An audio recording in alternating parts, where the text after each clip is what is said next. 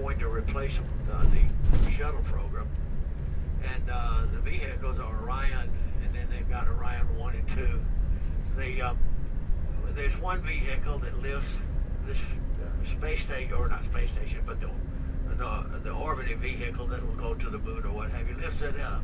Then another smaller vehicle will lift the men up. And the capsule that they're going in looks like an Apollo, but it holds 6 guys instead of 3. And they're building on it. That's what they will be launching, an unmanned craft this summer, and that they'll be stacking in the VAB maybe right now. The components were in there, and we would go in. You would have the opportunity to see the components, but if they're stacking, that means they're doing the crane work, and they don't want anyone in. I'll find out later. And basically, solid rockets.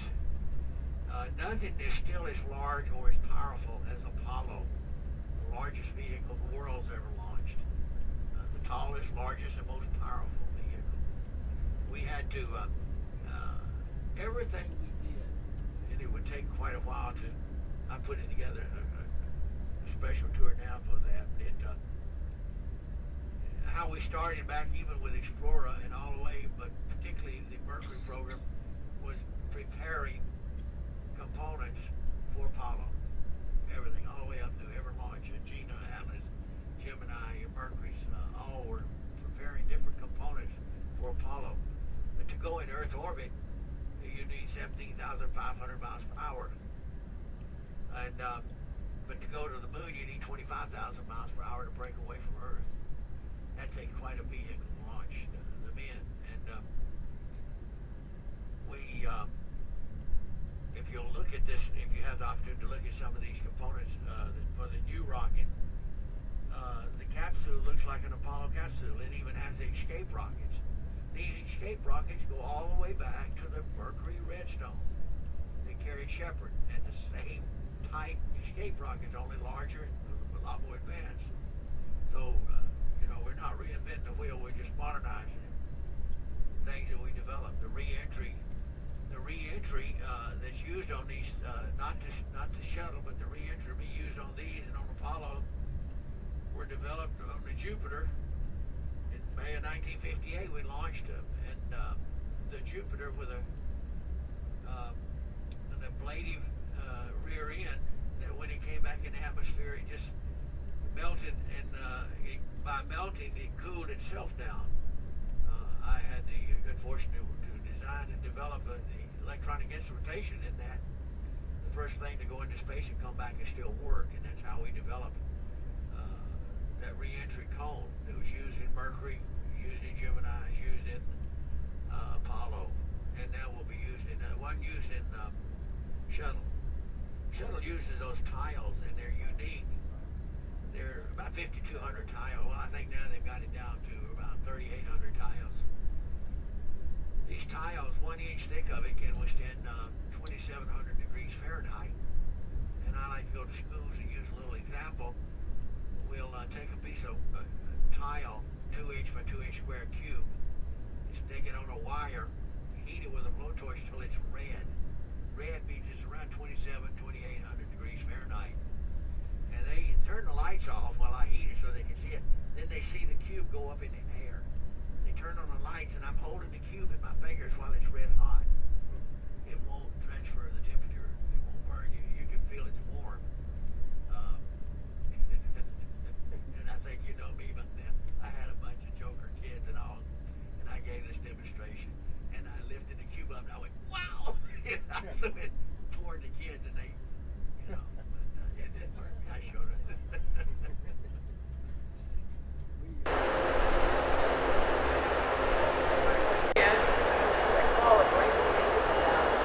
Then they start stacking on stages. They'll put the solid stage in there, and then they'll put the rocket solid, the liquid stage in the solid. And we want to make it goes through those doors. We lift it up another way down, make it through those doors.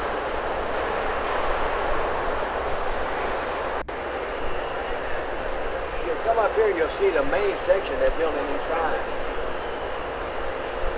This is the aft section.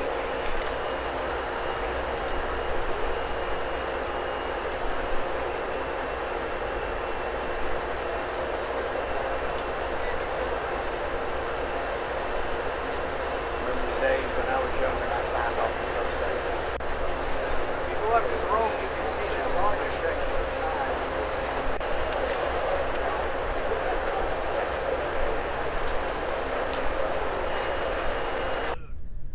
You ever watch these going what they call a joystick in those times? You ever seen a wheelchair now? People, just the hand that came from that. You ever used an 8 meter or battery operated drill? Skylab. They had to have all of those batteries from Skylab. And you can go on and on with these type things, and it's paid its way, the space program, back to what it's done to help mankind. I don't know if you noticed, but there's a lot of orange groves. This is quite an orange grove area for America. Is that orange groves? A lot of them now. The cold weather here has got a lot of the trees in this area. You'll probably see it up here, and that they talk about the heating environment, but yet we've been having cold spells killing orange trees. 100 years ago, I read an article. It said in this area they were getting ready for their annual shipment of pineapple and sugar cane from Titusville here up the river by boat. Pineapple and sugar cane, but it's too cold now for that here. But the area, we had to have a larger area for Apollo. That's why we moved from Cape Canaveral.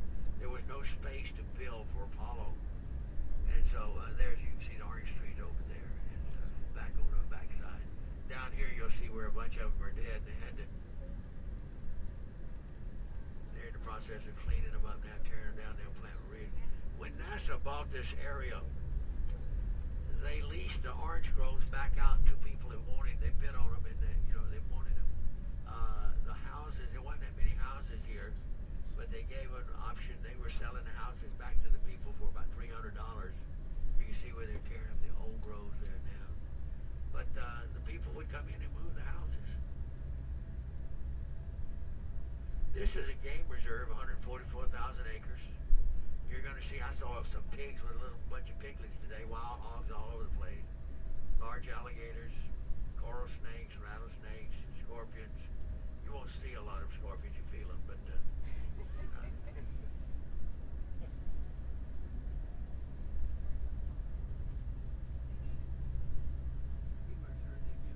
what I understand is going to be about 8 or 9 feet shorter, not quite as powerful as Apollo.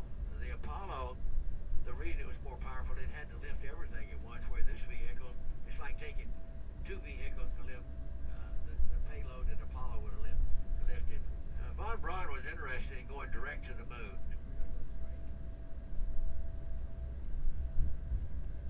And at the earliest stages, before Apollo, they had designed a rocket, well, they were in the process, called Nova.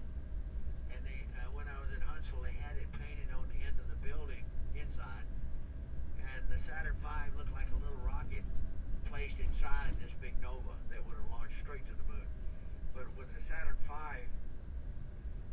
you would go into an Earth orbit and like pick up speed and power, and then after a day or two, you would slingshot onto the moon.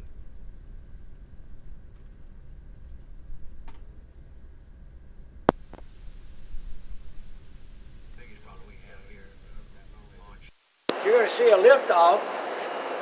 They're going to have a countdown tomorrow, saying 10, 9, 8. When you're about 9, 8, you're going to see flames. Well, that's the liquid flames. What happens when the liquids ignite, the rocket kicks back. Well, if it's solids ignited, it would just do this. You don't want that. So they wait for it. Takes about 6, 7 seconds for it to twang effect. It goes back, then it comes back, and instantly it hits here. The solids ignite, and it goes off. That's at 0. It drops away from the pad. They don't want to hit the pad, that's the structure. You won't see that really. It'll start dropping away, but then it clears. It is a beautiful sight. You never get used to it. You can feel it. Some people say they smell it. I don't know. Maybe the older, fuels get over here. And but it's really something you want to see. A lot of people, they'll tell you, don't worry so much about taking pictures. Watch the launch. You can buy pictures. But you might want to take a picture too. There's an American flag there. A lot of people like to get there with the flag and have it cutting, arcing through or something like that. Unless you're unfortunate enough to get there and you're all set up and he goes That's okay. Okay, let's walk on down here.